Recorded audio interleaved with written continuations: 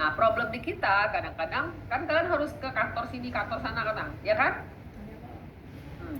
Nah, yang kalian kumpulkan itu dipastikan juga tersedia di instansi yang kalian tuju, ya. Oke. Nah, mungkin nanti kemudian ada kita mengumpulkan data itu dari lapangan sesuai dengan kebutuhan ketika informasi yang kita perlukan itu tidak tersedia di instansi atau di big data atau di mana, kita boleh kumpulkan dari lapangan, ya. Oke. Nah, jadi data itu harus sesuai dengan kebutuhan. Nah, kalau tadi buatnya RDTR, dia ikut ke data yang dibutuhkan untuk RDTR. Oke, ini kayak adik-adik kalian nih lagi perencanaan kawasan ya, studio kawasan di Calang. Nah, kan membuat perencanaan guna lahan skala kecil untuk kawasan ya. Oke, dan mereka lihat apakah data. Jadi skala kecilnya dari kawasan mereka sudah mengumpulkan lebih kurang sama seperti standar yang dibutuhkan untuk RDTR ya. Kecuali nanti misalnya kita buat perencanaan untuk Riparkap, nah itu punya standar lain yang kita butuhkan untuk informasi yang akan kita letakkan di atas rencana induk pariwisata Ripar, ya. Oke. Nanti macam-macam tuh, ya. Rispam, nanti juga kita akan lihat peta, ya. Anak PWK mainannya ke situ. Nah, skalanya kita akan lihat tadi ke planning area. Kayak kalian nih yang sekarang skala kota, ya. Nanti ada ini kayak yang adik-adik di Calang itu skalanya skala bagian wilayah kota, ya. Boleh juga skalanya nanti ketika mengumpulkan satu blok jalan, boleh, ya. Nah, karena perencanaannya kita buat di atas perencanaan yang akan kita buat. Di mana dia? Apakah levelnya nasional, provinsi, kota, bagian wilayah kota, blok jalan, terserah, ya. Nah, terus kita apakan? Nah, ada aturan yang harus kita guide dia dengan aturan-aturan yang berkenaan dengan levelnya nasional, provinsi, kota sampai ke bawahnya. Dari orang sampai materinya semua udah kayak itu bisa ketampung. Jadi dalam planning area itu jelas ketika nasional dia ada batas administrasi wilayah yang mana yang mau kita rencanakan. Nah, jadi ketika kita mau bilang cerita batas area perencanaan itu biasanya dia ada nanti kombinasi dari pertimbangan ya, pertimbangan teknis, pertimbangan fungsional, malah ada ke pertimbangan politis yang akan bisa terlibat di dalam wilayah perencanaan kita. Kalau kalian banyak dengar cerita-cerita orang kakak-kakak letting mungkin yang terlibat dalam perencanaan, kalian bisa banyak dengar ceritaan tentang pertimbangan politis yang bisa merubah satu Indonesia yang bisa merubah satu kebijakan kemudiannya ya. Nah, tadi seperti yang di nikel tadi di mana tuh ada 4 perusahaan tuh yang kemudian dibatalkan, ya kan? Padahal secara data awal itu sudah jelas data konservasi ya, kan? Kawasannya konservasi. Kalau kawasan konservasi dia punya aturan tuh ketat dan detail, ya. Tapi kadang-kadang ada pertimbangan politis yang tiba-tiba nyelup di dalam situ. Makanya kemudian baru ribut lagi, baru kemudian kembali lagi ke konversi. Nah, kalian harus menganalisis deh kalau baca-baca cerita seperti itu. Jadi bukan diterima beritanya adalah dikembalikan kawasan konservasinya, ditarik untuk kawasan tambangnya, bukan hanya itu saja. Jadi kita lihat telah kembali dari dasar awal, kita bisa bilang, ini dalam Perpres nomor sekian, jadi ditentukan sebagai Raja 4 kawasan konservasi. Jadi dia ada berapa swaka di situ, ada konservasi air mungkin, konservasi macam-macam ada di situ sampai ke darat, udara, apa lah bisa jadi di situ. Itu yang menjadi pertimbangan. Kita pegang di situ. Nah, tiba-tiba kok ada pertambangan di situ nikel. Oke, alam kita memang kaya akan hasil bumi ya, tambang semua. Tapi kan kalian belajar ya, Dek, di mana yang daerah memang diletakkan untuk kawasan pertambangan. Bukan ketika kawasan konservasi yang harus dijaga itu diletakkan tambang, otomatis memang akan rusak lingkungan, ya. Oke. Jadi kalau cerita teknis di lapangan, ini kalian dilihat area perencanaannya harus sesuai dengan batas-batas yang sudah ditentukan, ya. Jadi kalau misalnya di kita pakai batasnya itu batas kota atau batas wilayah perencanaan. Kalian pakai apa kemarin untuk RDTR-nya? Batasnya pakai apa RDTR kalian kemarin? RDTR kemarin pakai batas apa? Batasnya pakai apa? Kan nggak seluruh kota Lampung kan? Kecamatan. Iya. Nah, batasnya pakai apa? WP-nya pakai apa? Nggak ada ketentuan kan? Enggak kemarin Batas ADM beberapa kampung. Oh gitu. Ya, itu dia ya. Jadi kita pakai data dengan berdasarkan batas administrasi wilayah ya. Nanti kita bagi dia menjadi wilayah perencanaan lebih kecil. Jadi kita harus buat dia ke unit-unit yang kecil untuk buat perencanaan. Jadi ini memungkinkan hasilnya yang lebih detail untuk kita dapat. Maka RDTR rencana detail tata ruang Kan kok nggak ya. bisa milih gitu kan? sekali. Terus kalau cerita untuk yang lebih fungsional, makanya kalian buat dia di delineasi. Ya, jadi kalau delineasi dia lebih terintegrasi dalam satu kawasan Satu delineasi. kawasan, Ya, jadi misalnya nih, ya, kalau misalnya nanti kalian buat kawasan Pasar Aceh, kalian menzonkan dia sebagai daerah kawasan komersial dan jasa. Jadi kita akan lihat di situ dengan kawasan misalnya berbelanja, ya. Nanti kalian bisa lihat di situ kalau misalnya dia skalanya kelihatan nanti pola-pola berbelanja di situ, pasar basah, pasar kering, pasar kering, ya. Atau misalnya pasar tekstil, ya. Kalau di Jakarta tuh biasanya mereka ada yang daerah tuh terkonsentrasi menjadi satu pasar tekstil semua ada ya. Nah, itu kadang-kadang terjadi memang secara tunggu ya, tapi ketika di plotting dalam kawasan jadi lebih tersusun dan lebih terkelompokkan ya. Oke. Pemimpin pun bantai-bantai kemarin ya kan? Kami dibantai juga kan? Untuk kemarin. Ibu ini harus ada deadline gitu. Oke ya. Jarang dibantu waktu ini, waktu kan Nah, terus misalnya kita akan lihat misalnya kawasan rekreasi. Nah, kan kayak di Lampung tuh ya itu keluar satu Riparkap Aceh besar, itu mereka menzonkan kawasan rekreasi itu dari mana ke mana, ada berapa pantai.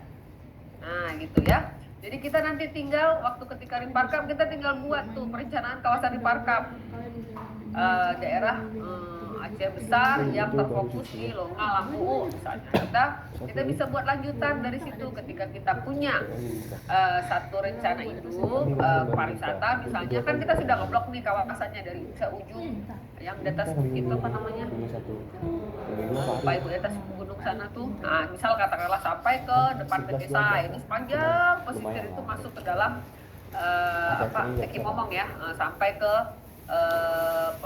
depan desa itu dikategorikan sebagai wilayah perencanaan pariwisata.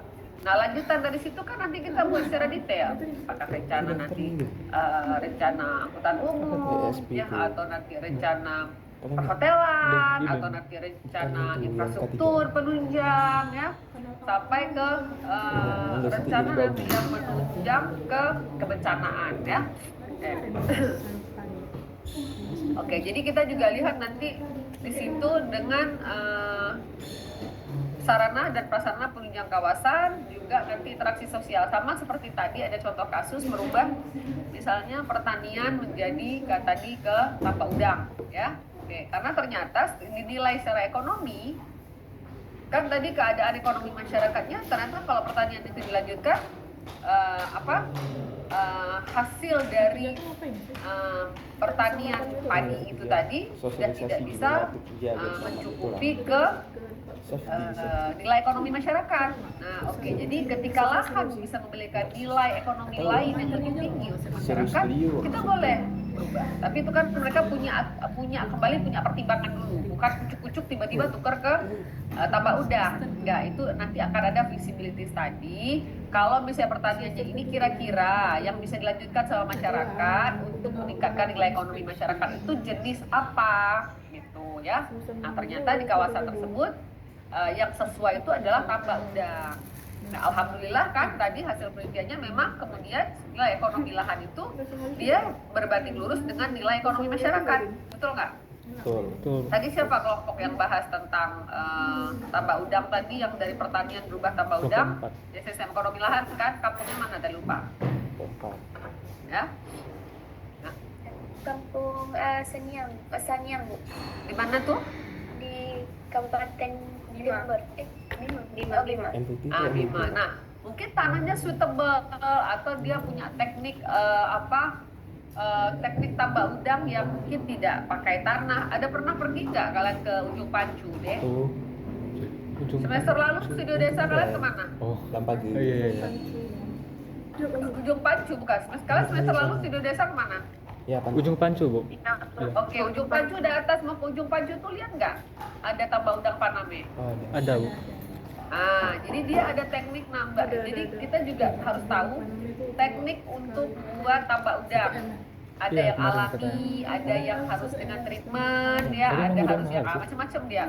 Nah, yang memungkinkan di situ mungkin dengan treatment. Nah, itu Ya. kita nggak tahu tekniknya yang dibuat di daerah Jember itu apa ya. Tapi paling tidak dia ketika dia bertukar dari pertanian ke tambak udang, nilai ekonomi lahan meningkat, otomatis nilai ekonomi masyarakat juga meningkat, ya.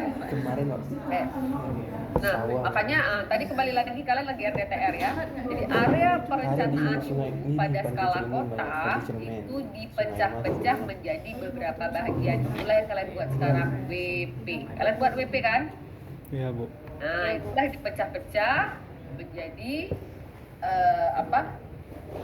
wilayah perencanaan. Jadi untuk mendapatkan kepentingan detail yang bisa dianalisis per kawasan tersebut, ya. Oke, tadi sudah ya, batasnya pakai batas wilayah administrasi, ya kan? Pakai apa tadi, dusun lah, terserah ya. Atau misalnya wilayahnya dengan wilayah zona, tadi zona pendidikan, kayak kelompok ibu ya. Oke, terus jadi bisa juga delineasi zona analisis itu didasarkan pada peran, ya. Jadi misalnya kayak tadi kawasan pendidikan. Ada kena MIFA nggak kawasan pertambangan? Enggak bisa dibahas, Mas. Ada. Sistem. Ya, jadi didasarkan pokoknya pada Ada kalian angkat, jelas. ke peran dari kawasan yang mau kita Silakan. ajukan. Jadi kalian nih, oke, ada berapa kelompok di sini? Yang kalian buat itu perannya masing-masing apa? Misalnya kalau di ibu tuh kelompok ibu, mana kelompok ibu? Kan Putri ya? Nah, kita kan kawasan pendidikan ya. Nah, jadi peran dalam perencanaan dari DTR kita pakai kawasan pendidikan. Nah, yang lain pakai apa? Boleh nanti misalnya kawasan perumahan permukiman, zonanya di situ. Oke, nanti zonanya misalnya zona Ada nama itu sih. apa istilahnya, kota kabupaten. Nah, nanti dia kan pasti keluar di situ. Kita akan ada blok zona kan yang akan keluar dari perencanaan. Oke. Siapa yang kena MIFA? Nah, pasti nanti kenanya ke kawasan pertambangan atau kawasan apalah yang disebut sebagai kawasan itu. Oke, kena nanti yang di kebun. Oke, kawasan perkebunan ya. Ada peran dari yang kita buat sebagai rencana dalam guna lahan ya. Oke. Terus kalau misalnya nanti kita bagi dia ya, itu juga ada kompatibilitas karakteristik fisik dan sosial. Juga tol hidung. Maaf ya, enggak perlu nih. Nggak bisa keluar. Ya, jadi kita akan lihat karakteristik dari zona tadi. Kalau tadi ceritanya kita zona pendidikan, ya, itu yang akan muncul kemudian kayak tadi ada yang bilang ITERA ya. ITERA. Iya, Bu. Iya, Kan? Bu. Nah, itu jadi akan muncul kawasan baru dengan rencana sebagai zona pendidikan. Kemudian ketika muncul satu zona pendidikan, alhamdulillah ya, secara otomatis kawasan dari itu membangun. Contoh aja kita kampus Darussalam. Kalau kalian melihat bagaimana kampus Darussalam dulu dengan hari ini, itu sekarang banyak sekali nilai ekonomi lahan yang tumbuh berbarengan dengan perencanaan tadi zona yang dikhususkan sebagai zona pendidikan. Nih mahasiswa, kalian mau pergi kampus, mau nggak ngekosnya dalam temen? Enggak. Ya, kecuali emang rumah tinggal kita, kebetulan kita orang Banda Aceh tinggal dalam temen, gitu ya. Nah, atau bisa dimatai. Tapi kalau kalian yang dari daerah datang, pasti kalian cari rumah kosnya di mana? Seputaran kampus. Nah, jadi nilai ekonomi lahan seputaran kampus itu meningkat karena adanya zona yang sudah diperuntukkan dalam sebuah zona perencanaan kawasan pendidikan. Bisa juga. Ya, kayak tadi kan ITERA meningkat kawasan sebelahnya, sekitarnya karena ada ITERA, ya kan? Iya, Bu. Nambah nanti mahasiswa, permintaan hunian, permintaan komersial dan jasa, ruang warung makan, sampai laundry, ya. Bagus sekali Itu dapat belakangan. dibuat identification itu istilahnya sama sofa. Ya, Masya Ibu Bikin dia chatting kemarin lah. buat satu penelitian tentang identifikasi itu ternyata dia meningkatkan nilai ekonomi lahan di kawasan di sekitarnya, ya. Kami gak seru makanya Oke. pengen balik. Terus ada jadi jumpa kalau nih ceritanya ada kawasan yang Kami terbentuk, lupa. otomatis ya Sama orang dia yang akan ada membentuk Kan satu tiba-tiba transportation lupa. belt, Gimana jumpa? ya. Kan Mana kemarin kan kalian udah perlu bingung angkutan daftar umum, ada kan. nah, kalian perlu Kemarin kan nggak enak. Kemarin negara timur tahu ya. Keluar bu.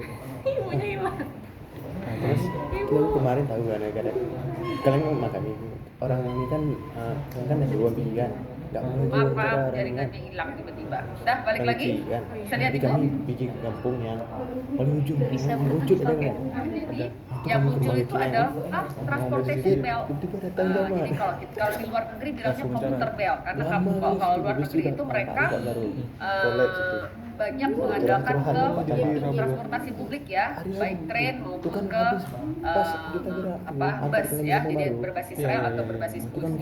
nggak bingung kan Nah, kayak nah mana itu kan yang kita muncul. kecil, kan Jadi nggak kemudian diikuti sama orang juga sini kan, nggak enak aja sama kawasan orang yang kecil. kita buat dalam zona Orang yang perencanaan bingung. itu bisa jadi Turun lah, menjadi minta sebuah yang kecil. atraksi. Kecil pun kan Bisa jadi datang ya. terus. Misalnya 20 kayak menit, tadi langsung. katakanlah misalnya Tamatnya bagian. PT MIFA ya. Oke, PT MIFA menjadi tempat edukasi buat anak-anak tuh di teknik tambang sana. Jadi atraksinya bukan atraksi yang ini ya, tapi mesti ada tarikan ke situ yang membuat orang juga akan datang untuk apa, keperluan apa ya. Nah, kalau misalnya di kita nanti kita lihat Nggak tuh, boleh dibahas, kalau itu bisa nggak kita ada buat tentang tuh PPR, ya? penataan kawasan Penayung, Kota Tua. Sama Karena di- tujuannya kemana? Ke wisata dan atraksi buat turis yang datang. Kita akan lihat ini loh Oh, iya, peninggalan Kota Tuanya, Iya, kami Kota dua-dua Banda itu. Aceh. Ya. Cuma satu. Jadi dibagi-bagi ke beberapa persoalan-persoalan yang akan Kampus tuh muncul bukan kalian. kemudian dari perencanaan guna lahan ya. Kalian nih kan gabung nih ya orang nih. Terus kita cerita apa lagi? Tadi sistem informasi lahan sudah ya. Oke. Aku belum pernah. Bun. Jadi tadi juga ya sudah kalian buat dia zonanya pakai satu kesatuan geografis yang mungkin juga ada di dalamnya, mungkin dalam perencanaan kalian walaupun bisa kita sebut tadi perencanaannya kawasan pemukiman, ternyata di tengahnya ada batas fisiknya yang bisa dibatasi dengan sungai, jalan raya, jalur transportasi lain dan jalur kereta api dan sebagainya ya. Terus dalam zona itu akan muncul beberapa problem. Itu yang akan kalian selesaikan di dalam SDTR kalian. Oke, yang udah pergi ke lapangan nih, ya. Apa yang pernah muncul dalam zona kalian? Dan itu harus diselesaikan di dalam SDTR.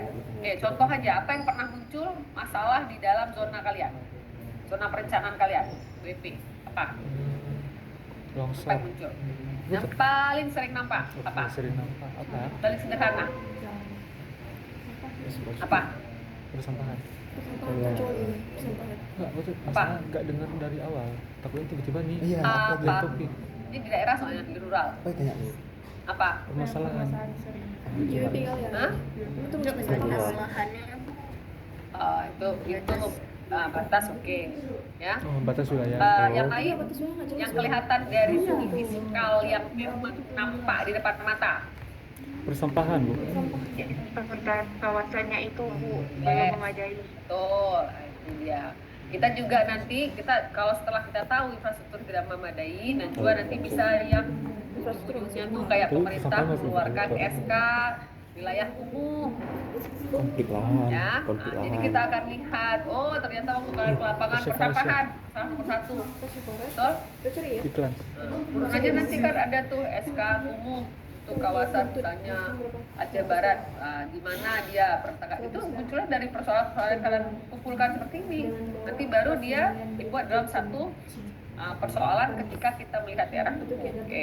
Terus persoalan kedua, misal ini cerita RDTR kan, kalian mengumpulkan data transportasi kan? Oke. Suka Persoalan kedua adalah apa misalnya? Memang bidang dia kan? Kemacetan. Kalau kota ya, skala kota. Ketemu nggak macet? Ya Bu. Ketemu. Ada nggak macet misalnya di Aceh Barat, di wilayah zona perencanaan kalian? Nah, kalau yang kena pusat kota, mungkin kalian akan ketemu macet di jam puncak. Cuma di Melabu aja. Tapi paling jalan nanti akses, ada hitungan lanjutan, Jalan tapi kecil. paling tidak kalian menemukan satu problem di sini, ya. Jadi Situ dampaknya pembangunan ini banyak, itu cuma bisa jalannya meleret nggak lebar. kemana-mana. Kalau macet, ya kan, bisa meleret nanti kemana? Ya, maksudnya dia emang pusatnya di situ. Mau Keterlambatan, ya, dikembangin apa kayak bus perjalanan, Itu kalau ya, mau perjalanan dan pengembangan lain jalan sebagainya. besar. Kesannya sih kayak nggak nampak, Dia tapi ngomongin semua. ekonominya, nah, ekonomi juga yang berhambat. Jadi ada masalah kan ada kemudian yang bilang muncul waktu dari masalah BBM, yang kalau dibangun kita bus itu lihat nggak ada naik saat perencanaan. karena warga Ya. kereta dari motor semua. Jadi ingat ya, Jangan kategori dekat. informasi yang kita kumpulkan di dalam sistem informasi lahan itu ada fisik, ya, sosial, Budaya. ekonomi. Oke? Nanti fisik itu yang ke spasialnya, sosial ekonomi mungkin ke non spasialnya, ya. Jadi kita ketika ada 3 informasi yang kita perlukan dalam perencanaan itu 3 tadi ya. Nah, itu yang ketiganya itu kita masukin ke dalam sistem informasi, ya. Kalian perlu pengolahan dulu. Pertama kan raw data dulu. Raw data itulah kemudian akan kalian olah, ya. Nah, kalau Capin, ya, kalian baca buku Pak Capin, punya nggak bukunya? Hah? Nggak punya perencanaan guna lahan? Kopi satu baca bukunya. Itu jadi buku, memang buku andalan kalau anak PWK untuk basic ya dibaca, ya. Suruh baca. Jadi ada 7 dalam informasi yang perlu ada dalam perencanaan land use. Yang pertama ekonomi, ya, penduduk, aktivitas dan kualitas ruang, ya, land use, lingkungan, transportasi, utilitas dan komunikasi, 7 guidance system. Ya, itu yang perlu ada. Kalian kemudian ketika guidance system lihat nggak, misalnya nanti ke aturan KDB, KLB, lihat nggak? Lihat kan? Nah, jadi ada guidance system aturan lingkungan. Transportasi udah tahu ya, utilitas komunikasi udah tahu, lingkungan sudah tahu. Kalian lihat tadi dari dampak beberapa infrastruktur bisa ke lingkungan. Land use juga guna lahan peruntukan dari pola ruang, ya. Aktivitas dan kualitas ruang juga. Penduduk sudah tadi kita bahas bagaimana kemudian kalian membuat penilaian penduduk hari ini sampai ke proyeksi akan datang, begitu juga dengan ekonomi, ya. Oke. Tadi ada yang sebut tentang kadaster. Grup mana tadi yang sebut kadaster? Bukan. Siapa tadi yang sebut kadaster? Itu GIS. Ada tadi. Coba. Kayaknya kan Nah. kalau Rizi masuk kelompok kita yang studi kasus hari kayak dihitung semua tuh Apa tuh jumlah kadaster? penduduknya sampai proyeksinya. Sistem informasi pertanahan berbasis bidang tanah. Ya, jadi mengumpulkan Mungkin aja. datanya tuh sekarang yang abang Iya, rating kita yang memang di bahagian ya, kadaster itu dia ada satu survei. Surveinya adalah survei kadastral namanya. Jadi kok di ATR BPN itu disebut sebagai survei kadastral.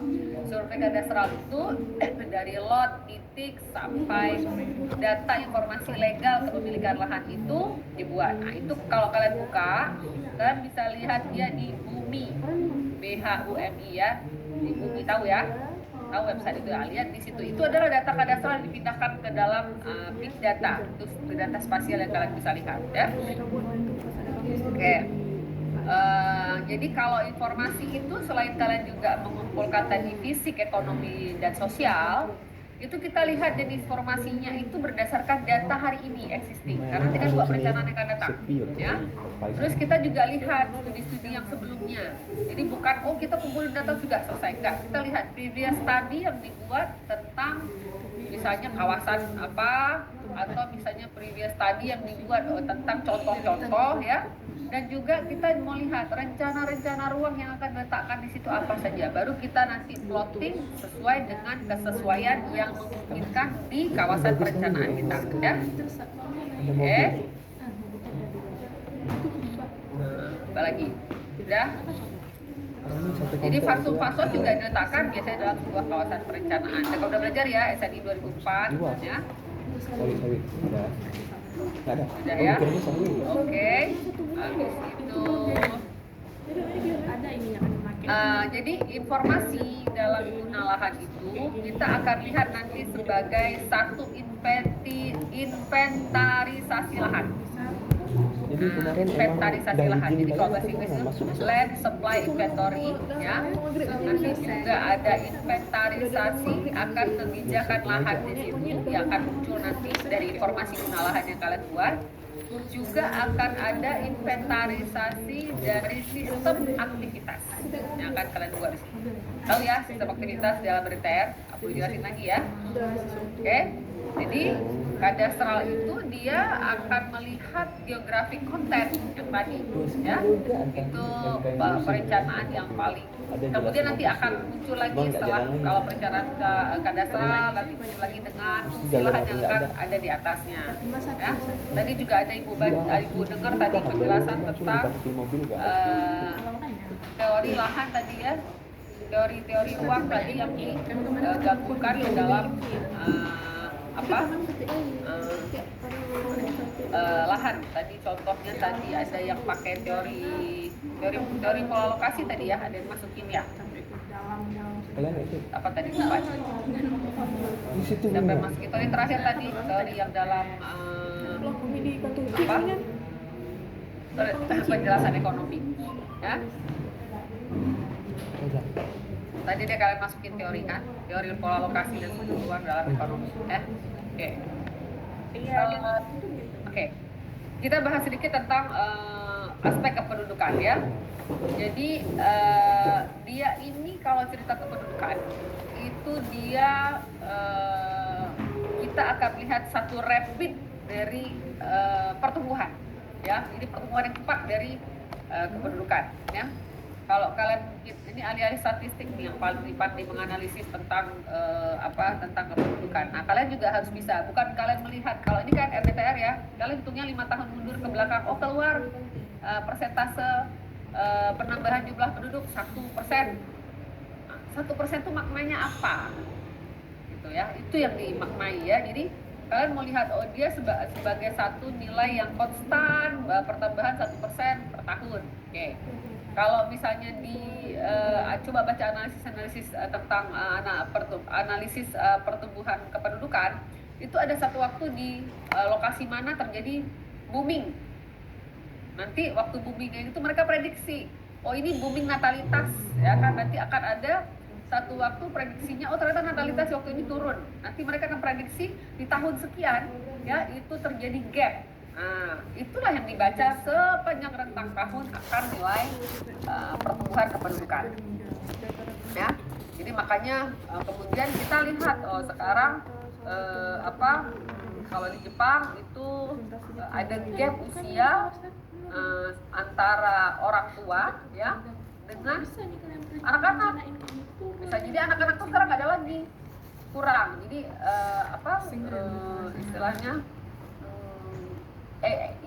age umurnya itu terjadi gap yang jomplang ya, mungkin karena itu tadi kita biasanya teliti balik, coba baca tentang Jepang, mereka akan cerita bahwa ini ada masalah dengan sosial modernisasi, jadi bentuknya adalah non spasial yang lebih ke sosial dan culture yang membuat kemudian terjadi kejomplangan antara stiker tuh nggak ada gue, kependudukan di Jepang ya. Jadi dia satu aspek yang fundamental itu kalau nilai aspek kependudukan itu dalam keputusan perencanaan. Karena apa? Manusia akan tinggal di atas ruang rencana. Ya? Oke. Terus kita tahu bahwa informasi tentang kependudukan dan ekonomi itu perlunya untuk menilai kebutuhan yang akan datang, ya. Jadi kita akan lihat nanti nambah jumlah penduduk. Ternyata kita akan melihat pergerakan akan diminta nambah juga. Berarti ini harus nambah dari supply moda transportasi atau buka rute baru karena di sana sudah ada permintaan hunian baru. Nah, itu dia ya. Jadi ada hubungan yang kalian pikir ke situ rupanya ya. Nah, jadi permintaannya bisa lari ke infrastruktur dengan permintaan dengan penambahan jumlah penduduk. Kayak satu kepala aja air bersih nambah berapa? Ya kan? Sudah pasti nanti infrastrukturnya juga akan ikut tambah. Ya. Nah, biasanya kalian nanti akan lihat ke karakteristik studi kependudukan tuh keukuran ya. Ukurannya nanti dari, kalau kalian lihat data BPS, jadi dari ukuran umur ya. Terus yang dipakai misalnya untuk nanti ketahuan, oh ini usia sekolah sini loh. Nanti ada satu masa usia sekolahnya rupanya membludak, oh perlu kelas tambah. Nah gitu ya, karena sekarang kan perencanaan kita sudah perencanaan zonasi ya. Anak sekolah itu di daerah tempat tinggal yang berdekatan dengan zona dia kan. Oke, nanti ada satu masa tuh. Ternyata di satu angkatan itu nggak cukup ruang kelas yang dulu. Karena waktu di satu masa itu ternyata jumlah kependudukannya naik. Boleh, nanti kemudian di berapa tahun lagi stabil kembali, nggak ada masalah. Karena kan dia dari nilai kependudukan itu kita nggak tahu. Di tahun berapa ternyata lebih banyak jumlah natalitasnya. Ya. Terus kita lihat komposisi. Kalian sering lihat kan data BPS laki perempuan. Penting nggak laki perempuan itu dalam data BPS? Penting. Dalam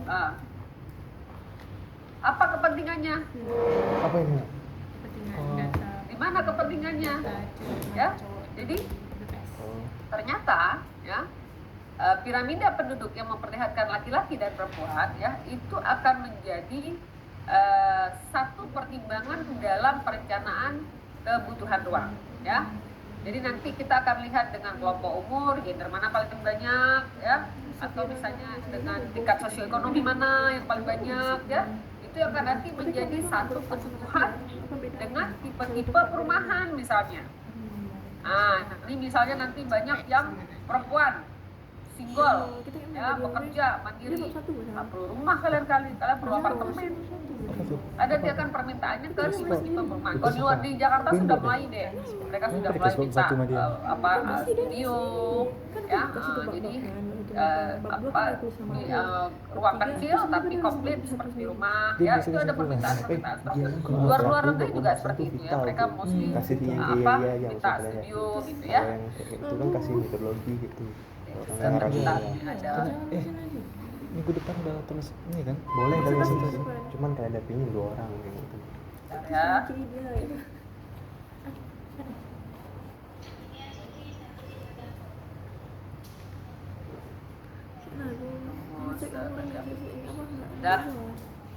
Nah, jadi nanti kita akan lihat ya data kependudukan itu akan terlihat dalam distribusi spasial tadi. Jadi misalnya kalau perempuan itu cenderung permintaan hunian yang bagaimana, kita relatif untuk minta daerah kawasan yang lebih berdekatan dengan tempat kerja atau aman. Kita kuis belum ada ini kan? Ibu pernah menemukan satu cerita dari kawan-kawan yang kerja di bank ya, yang bukan orang Aceh ya. Mereka akan tinggal di daerah hunian yang berdekatan ya, tapi dia minta propertinya yang lain sedikit, bukan kamar kos deh. Nah, karena mereka perempuan bekerja, single ya, domisili di sini rental ya, jadi unit rental yang dia minta tuh mereka punya spek khusus tersendiri, dan itu oleh developer itu menjadi satu pertimbangan untuk penyediaan. Nah, itu cerita kemarin sama kawan ibu yang kebetulan ada kontraktor ya, dia punya satu kawasan rumah yang memang dia bilang, oh rumah aku tuh yang sewa tuh orang-orang kantoran yang kerja di bank, atau misalnya ada yang pekerja dari DIY atau pekerja dari Suzuya gitu, yang dari luar daerah, tapi mereka spesifikasi huniannya tuh mereka minta yang khusus. Jadi di dalamnya seperti ada mini pantry, bisa masak sendiri, kecil, tapi bukan bentuk studio yang ada ruang tamu lengkap, enggak. Tapi paling tidak dia untuk makan dan lain sebagainya ada dalam sini ya. Oke. Terus cerita tentang pertumbuhan penduduk dengan kebutuhan lahan, itu dia berjalan lurus ya. Jadi ketika tumbuh penduduk tambah, permintaan akan lahan juga nambah ya.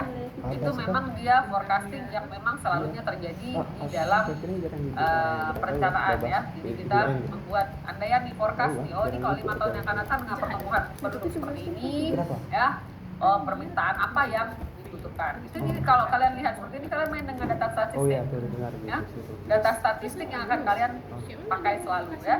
Itu aku jadi nggak masalah. Oke, kalau cerita dengan aspek ekonomi ya, jadi dia ada satu wawasan untuk ya perencanaan ya, bagi perencana itu memanfaatkan pengembangan spasial ekonomi dan land ekonomi sebagai alat untuk menata guna lahan.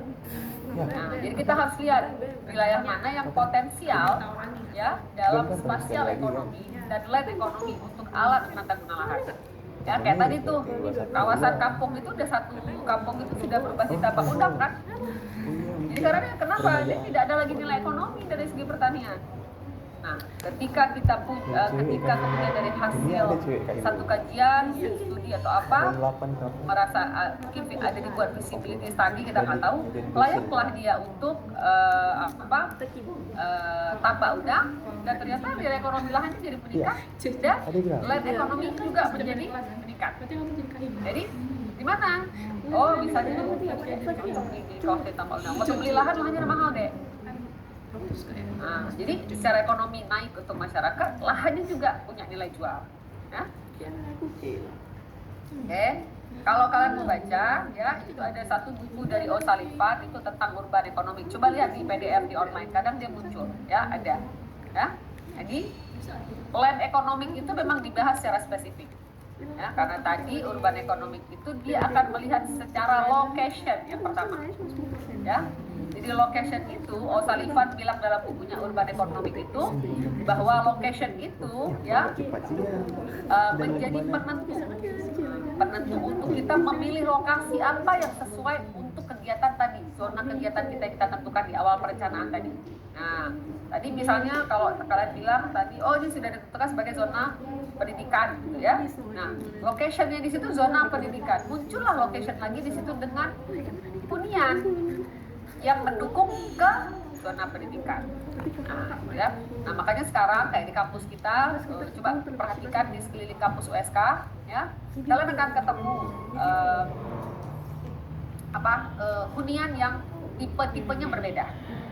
Ada yang ambil rumah kos sharing, ada yang ambil kamar kos aja, ada ambil kamar kos premium.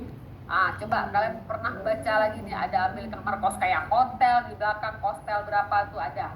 Kalian akan ketemu berbagai macam ragam jenis hunian permintaan untuk mahasiswa, ya itu nanti sesuai dengan demand. Kita ceritakan demand dan supply kalau dalam perencanaan juga, ya jadi tidak mungkin over supply dari demand, ya. Jadi kalau cerita O'Sullivan dia akan mengatakan bahwa location itu akan berada di mana ya aktivitas ekonomi berlangsung, ya. Jadi kalau bisa kita tanya locationnya live, ya locationnya live adalah antara location rumah dan location bekerja, ya. Kalau dalam ilmu ibu tuh kami akan bilang satu pergerakan mandatori. Kayak ibu sendiri, ibu memilih tinggal di daerah Ruko karena kantor ibu di Darussalam. Solid short distance untuk pergi ke lokasi bekerja dari lokasi hunian. Ya? Nah itu secara nilai ekonomi menguntungkan. Di mana? Biaya perjalanan murah, waktu perjalanan lebih dekat, ya kan? Jarak perjalanan juga jadi lebih dekat. Secara aksesibilitas, location ini ada hubungan dengan mobilitas dan aksesibilitas ibu untuk ke ruang bekerja. Ya, contoh. Ya. Jadi misalnya juga kalau kita lihat ke factory, ya.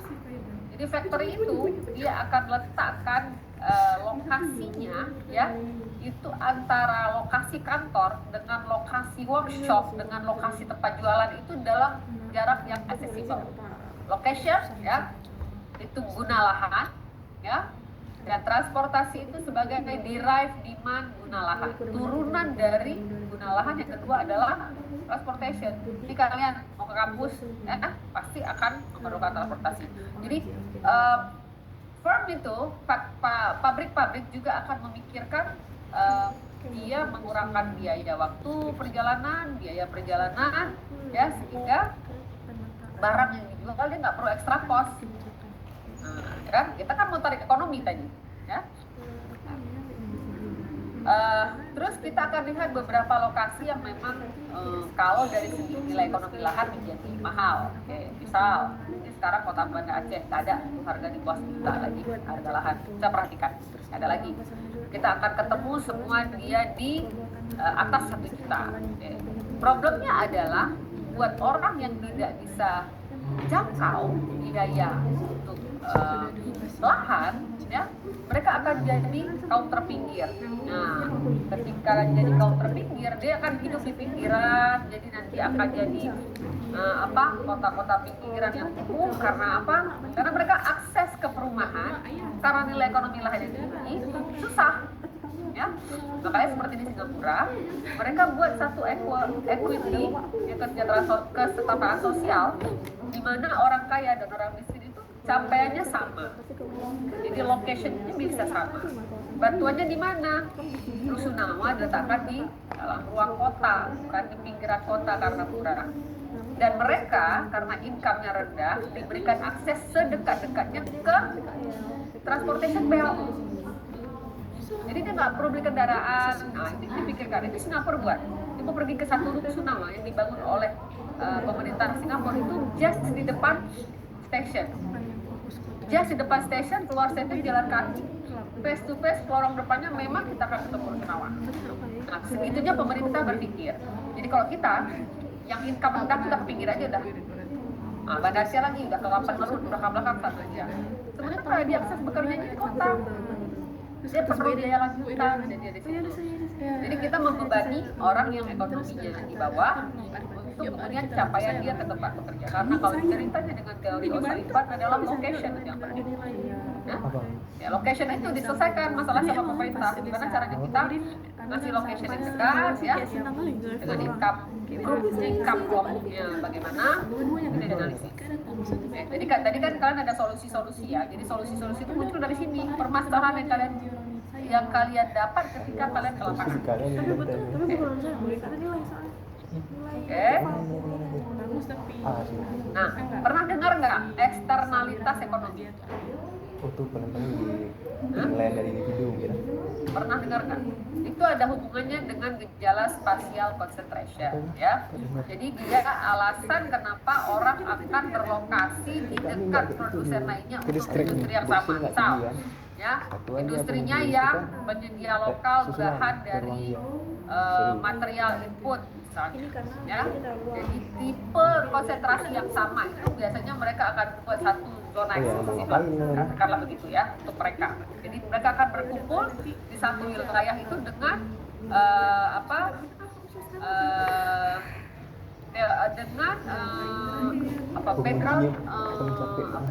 background keperluan yang sama. Nah, jadi misalnya tadi pabriknya, mereka perlu pekerjanya yang untuk buruh bekerja di pabrik tersebut. Jadi mereka akan ambil dari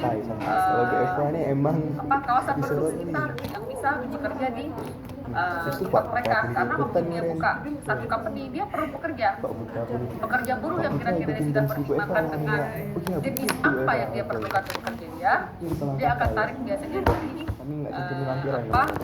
pekerja yang tersedia di sekitar kawasan juga, ya. Jadi kedekatan geografis itu bisa memfasilitasi untuk ke eksternalitas ekonomi. Oke. Ke 10.30 kan bisa kelas. Ya, jadi dia ada konsentrasi geografisnya dengan eksternalitas ekonomi, ya. Nah, kalian akan lihat misalnya kalau interaksi dalam tata ruang itu misalnya PKN, PKW, PKL, PPL, sampai P, apalagi itu ada berapa turun hierarki ruang itu.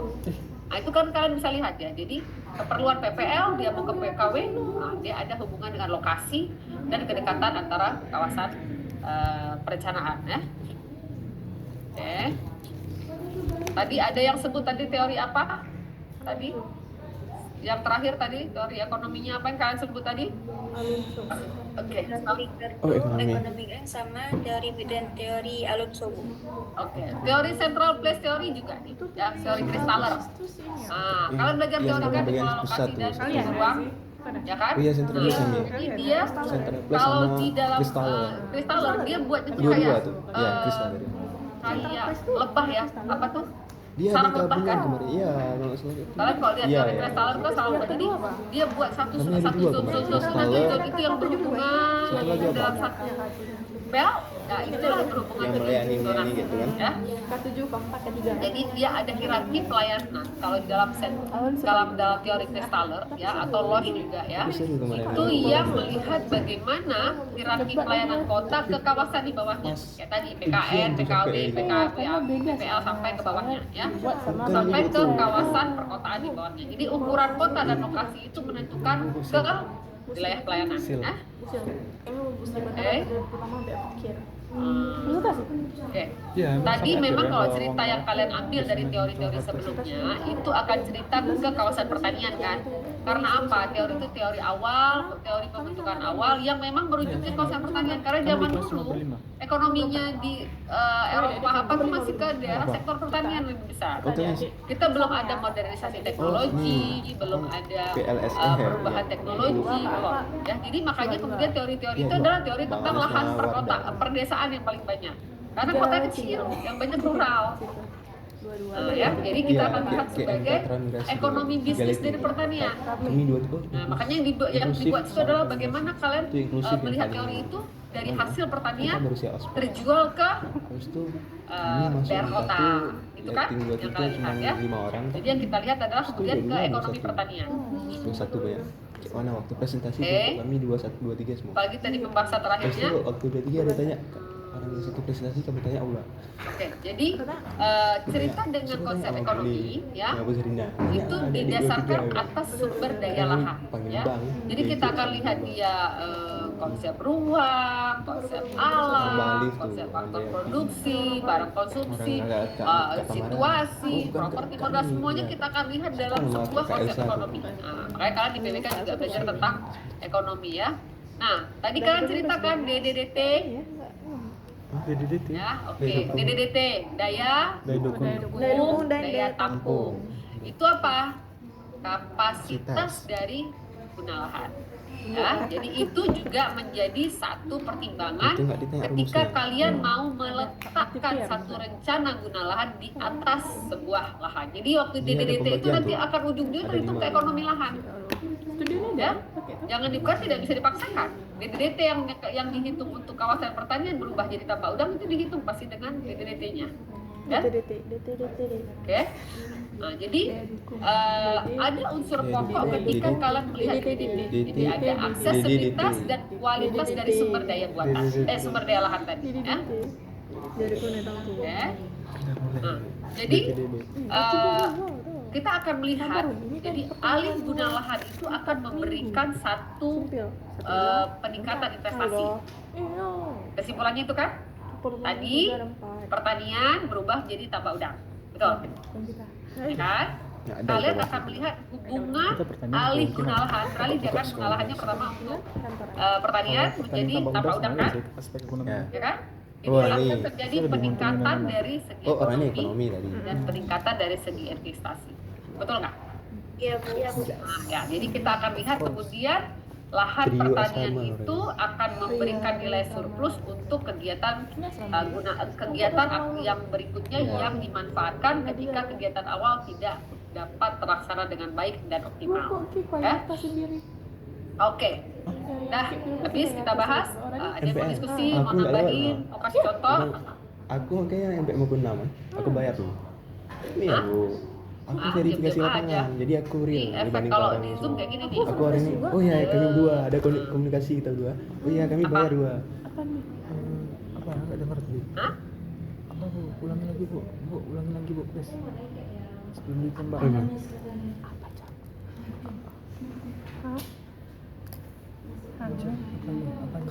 Ada yang mau ini? Mau nambahin? Apa? Ada yang mau kasih, atau mau diskusi apa kita? Oh. Ada. Iya. Apa ya? Bersucita. Bayar UKT dulu nggak lewat. Kami verifikasi lapangan. Ada? Nggak ada. Di sana. Izin bertanya, Bu. Oke, baik aja. Alhamdulillah. Kalau di Zoom yang kayak gini nih, diem semua. Di kelas aja diem. Ada lanjut. Gimana misalnya data spasial dari suatu daerah itu nggak lengkap, jadi gimana sistem informasi lahannya? Misalnya pada data spasial tidak lengkap. Nah, kita kan ada data detail. Misalnya apa? Kemarin waktu wawancara nggak Batas lahan meyakinkan. yang paling Kan problem emang Rin misalnya. udah bilang ada beribu, bilang Iya, aku salah satu yang apa sangat- bilang aja Ril. Oke, Lewat batas lahan. tugas terus Oke. ya. Sudah pengalaman kan Aku dari langsung nih. studio desa kemarin? Aku langsung pimpinan Ada kampung yang batas koordinator lahannya KIP-nya. jelas, termasuk Aku kampung koordinator KIP-nya apa ya? di Oscar. Kampung kelompok Bu Eva Bu Pas Zahrina di ya? luar nggak ada Batas waktu lahannya jadi nggak pas ya? 2 bulan baru sana aku. Karena ibu ikut waktu mereka jadi FGD di masjid, ibu ikut. Ya, batas siapa lahannya. kelompok desanya itu? Udah lupa kan? Farul. Mungkin kelompok lain ya. Saya Parul ya? Iya bu. Kan betul kan batas lahan kalian nggak jelas kan? Iya betul bu. Karena kan ada yang bilangnya kena ke kampung sebelah kampung ibu, ada yang kenanya ke kampung sebelah depan lagi kan? Terjepit kalian ya? Betul bu. Oke, nah kalau cerita batas lahan, nggak usah tuh deh. Dulu zaman waktu kami buat studio infrastruktur, dulu kita ada studio infrastruktur ya, itu kami buat wilayah kampus Darussalam dan Rukoh. Jadi sekitarnya Tanjung, Selamat, Rukoh, Limpo, Brambung semuanya ya, ada 7 wilayah kampung dikeliling sampai Lambungko. Ketika kami timpa, ya itu berdasarkan data spasial yang kita ambil data, itu ada satu ruang kosong yang tidak ada kepemilikannya. Tidak masuk ke dalam, tidak masuk ke ruko kosong tuh ya. Kita bisa klaim jadi tanah kita mungkin ya. Ya. Nah, kalau proses dengan batas lahan dan wilayah itu dia tidak bisa diselesaikan secara cepat ya. Dia perlu ada turun tangan dari Gampong, kecamatan, kabupaten ya. Karena itu nanti tekennya kalau nggak salah ibu ke Mendagri. Kalau nggak salah sampai ke atas tekenannya ya. Nah, jadi yang hal seperti itu perlu pengesahan yang dalam proses keadministrasian batas wilayah, ya. Itu mungkin di luar kita, ya. Kita cuma perlu, ini batasnya mana? Ya, kalau kita sebagai perencana. Tapi ketika mungkin batasnya tidak jelas, kita minta clarify saja, yang mana yang batas yang dipakai, yang sesuai dengan sahnya di waktu di teken aturan. Makanya kemudian kayak kelompok Fahrul kemarin pakai yang data dari kecamatan apa kabupaten? Dari kecamatan kemarin. Nah, dari kecamatan pakai data itu ya.